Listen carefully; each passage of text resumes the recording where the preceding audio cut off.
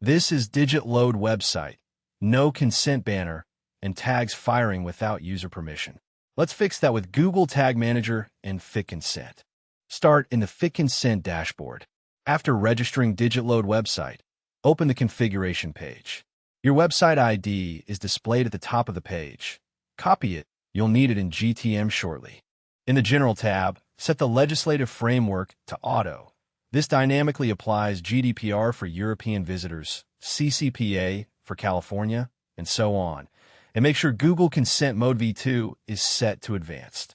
The Appearance tab is where you match the banner to your brand, colors, position, and layout.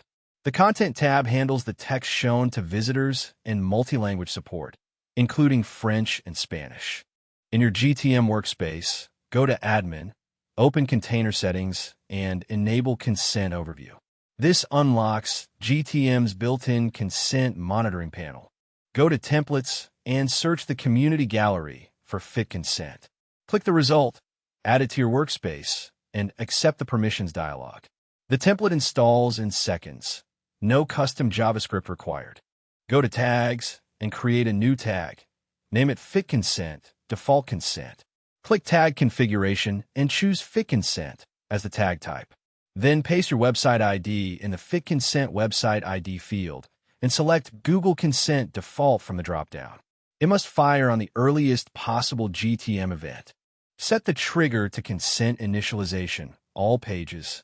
This tag fires before every other tag in your container and establishes the consent defaults across all 4 consent signals. Save the tag.